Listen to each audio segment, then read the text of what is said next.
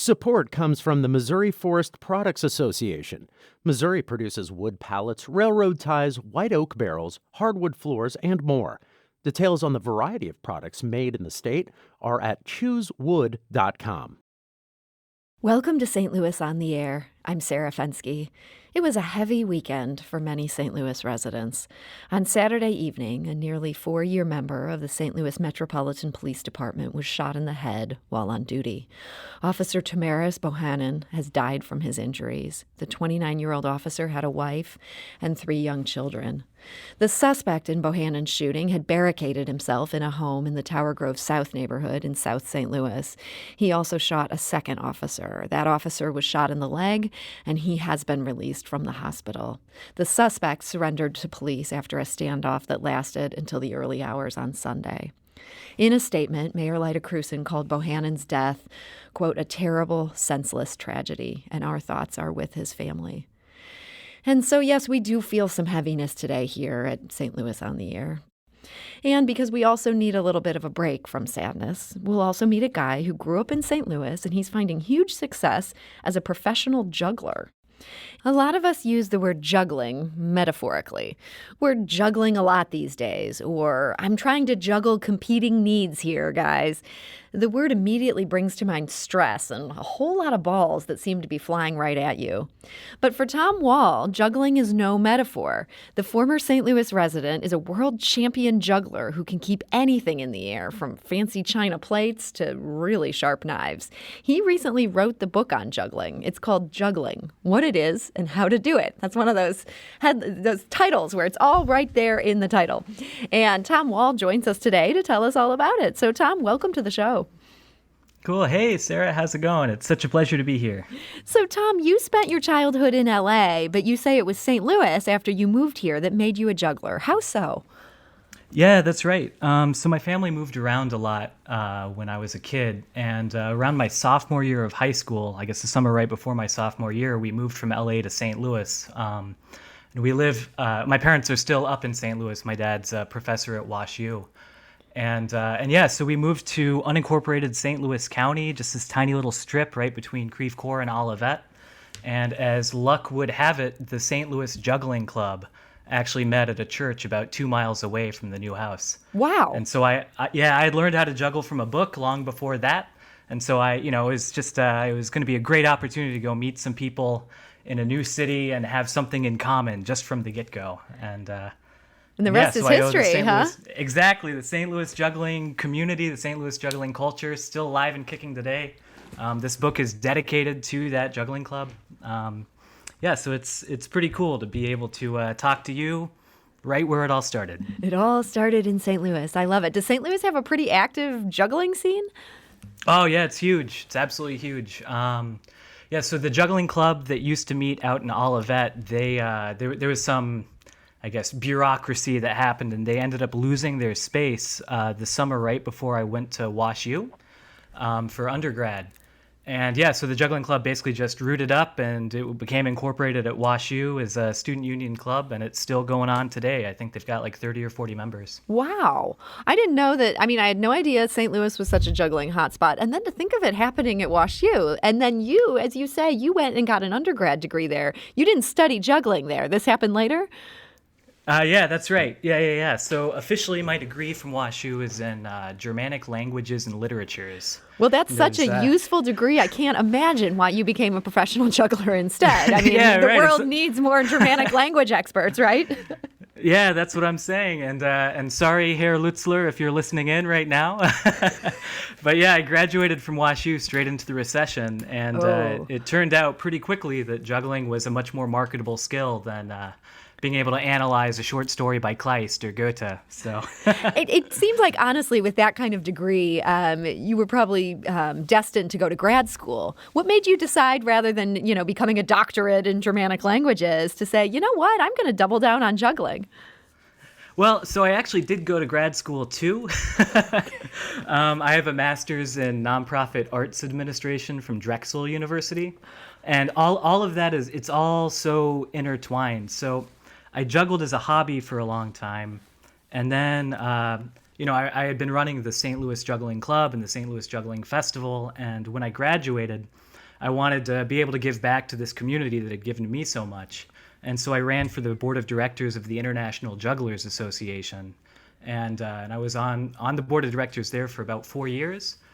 And those experiences, sort of seeing this confluence between performing arts and like actual working performing artists, and the bureaucracy, the day-to-day life of applying for arts grants and that kind of thing. Those experiences are what led me to decide to pursue further education in arts management. Okay, and I can see how that would be a very useful degree, unlike maybe a master's in German. I don't mean to keep dogging German. I actually studied it myself. It's a great language.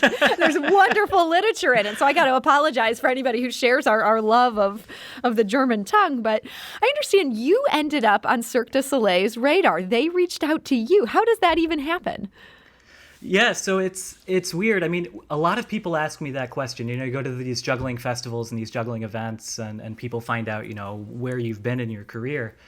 And there really is no magic bullet to getting a job with a company like that. One, you have to be kind of on their radar already. For me, that happened when I got a silver medal at the World Championships of Juggling at the International Jugglers Association Stage Championships. So they had seen my routine from there. It was a ball juggling routine. And eventually they had a position that was opening up kind of last minute. There was a juggler who had gotten injured. And so they needed somebody to learn that exact act very, very quickly. And so they called me up and they said, hey, can you come to Portland, Oregon, meet this show next weekend?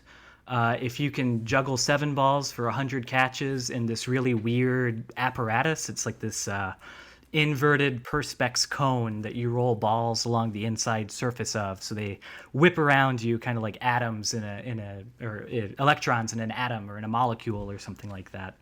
And yeah, so they had seen my juggling and they saw that I had, I guess, sort of a plastic understanding of juggling. So it wasn't just throwing and catching, it was about predicting trajectories and sort of understanding it in more of a granular way. And over the course of, this weekend, this 2-3 day long audition, it was just one-on-one, and they were just watching me try and figure out how this thing worked. And by the end of the 3 days, I finally got my 100 catches in one run, and they offered me a contract right there. So wow, this is all about being lucky and being prepared, Yeah, this is kind of like the classic Hollywood story. You're somebody else has a bad break and you get to step in and you come back a star. You ended up touring with them for 5 years. I mean, that's a really long run. Did you get to see the world at all during that time, or just inside of the Cirque du Soleil tent? Yeah, I mean, I did travel around the world quite a bit. Even when I'm not with the company, I left last January. Even this year, before the pandemic, we're just talking 2020. By the end of February, I had already traveled 63,000 miles for work. Wow. So yeah, in circus, a lot of people say, like, you don't get to see the world gets to see you. So like, when I was with Soleil, I think I did 1,500 shows, back to back to back to back over the course of 5 years. And that was in, the US, Canada, New Zealand, Japan, all over Europe. But you only have one day off every week. So that's the day when you do your laundry and you watch your Netflix, right? Yeah. So no time to so sightsee. A lot of the rest of the time. Exactly, yeah. So I mean, and I'm being a little bit glib here, you absolutely do get to go out and meet people and see some things, see some cultural importance around the world. But by and large, it's like any other job, you wake up, you warm up, you go to the tent, you do some shows, you take off your makeup, and you go home. So yeah, I mean, just like any other job, right? Honestly, it does sound a little bit like a grind. I mean, it sounds like a lot of hard work. Is that part of the reason you left it? It was just too relentless. I left for a couple of different reasons, I would say. One of it was the work schedule, for sure. Doing 10 shows a week every week for years that's a lot, and especially when the routine that you're performing is throw for throw, catch for catch, the exact same thing. Yeah, and one of the reasons why I like juggling so much is that element of challenge. It's making things harder, making it more interesting, changing choreography, I really see it as a conversation with an audience. And one of the reasons why I like performing my solo show more than I do, performing in one of these massive production shows is exactly that. The fact that it is a more genuine conversation that way. You can change things up if the audience is responding to this or that. Yeah, exactly. It's a lot more fluid. It feels a lot more honest, like it's an actual connection between people instead of, watching a nameless acrobat or a nameless juggler do amazing things on this sort of steak dinner of a stage. Now, I understand it was your time with Cirque du Soleil that planted the seeds for your new book, Juggling. Again, it's called Juggling, What It Is and How to Do It. I just love that title. How did your time there make you decide, you know what, I need to write the book on this? Time to give away my secrets. Yeah, let's give it all away. Yeah, I mean, like any other coach, right? The job is kind of to make yourself obsolete, figure out the best way to encapsulate all of the the methods and your own practice and the way that you've thought about juggling as a thing, as a performing art, and how to document all of that and share it with people, long after you're dead, or people that you can't talk to by virtue of distance or anything else like that. But when I was with Soleil, I started teaching these classes for the front of house staff. So the people that take your tickets, the people that are selling you popcorn.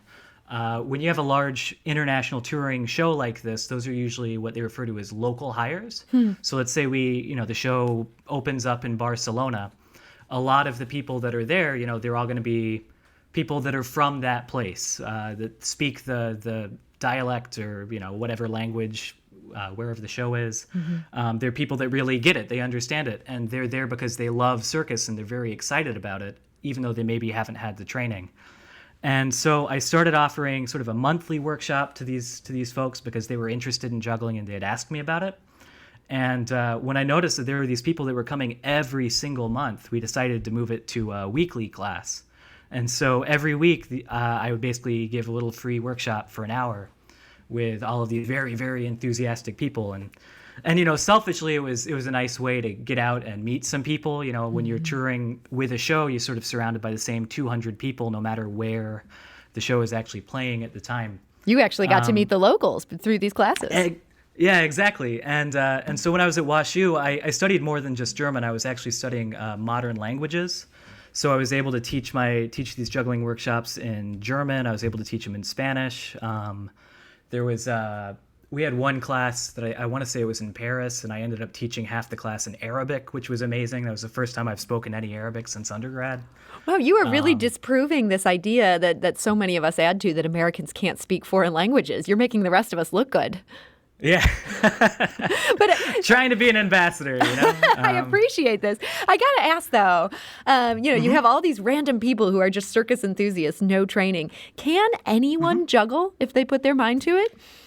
Absolutely. I wholeheartedly believe that anybody can do it. A lot of people say, I could never learn how to juggle. I just don't have the coordination. That's what I would say. Yeah. Is that not true? That's absolutely not true. That's the coordination is the reason, that's the skill that you're improving when you decide that you want to learn how to juggle. You wouldn't say I don't want to go to French class. I don't speak French. It's no, you're going there to learn how to speak French. Juggling is exactly the same thing. The best way to look at juggling for somebody that's not in circus, that's not in any kind of variety art or discipline like that, is it really is about cultivating a relationship between a person and an object. And that's what it is just from the get-go. And then when you think about juggling, when I say that word, you're probably thinking about 3 balls moving between 2 hands in a figure 8 pattern.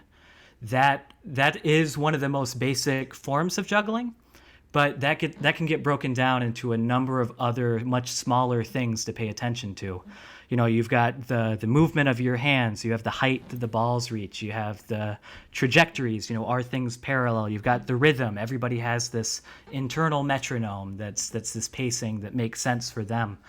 And the point of this whole book is to break down this idea. As you mentioned earlier on in the segment, people think about juggling as this allegory almost for something that is hard, if not impossible to do, a stressful situation.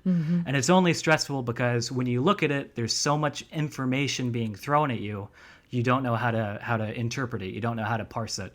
And so this book really, the point of it really is making it as understandable for as many different learning modalities as possible.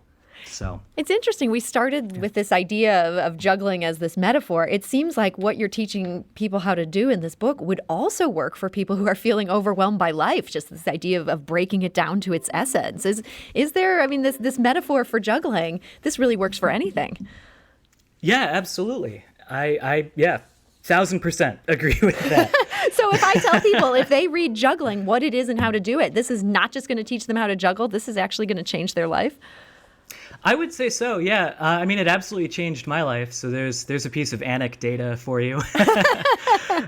But what's really amazing, Sarah, at least in my interpretation of it, is in the early 2000s, in sort of the academic field, the scientific field of motor skill acquisition, and sort of like that field of neuroscience or neurophysiology or whatever.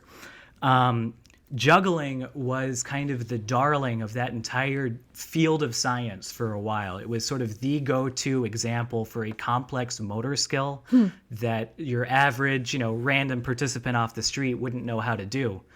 And so we have, thanks to just this sort of happenstance, we have this massive body of scientific data about the effects that learning to juggle has on the actual physiology of your brain and what it does to you emotionally as well.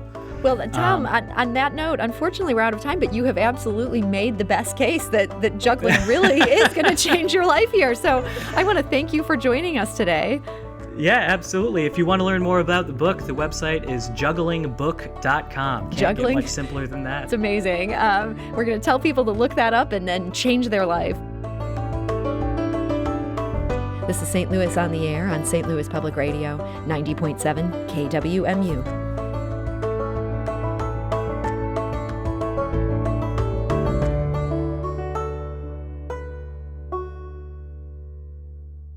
Support comes from the Missouri Forest Products Association, committed to conservation and careful management of the state's forests to make them more resilient and better habitats for wildlife. ChooseWood.com.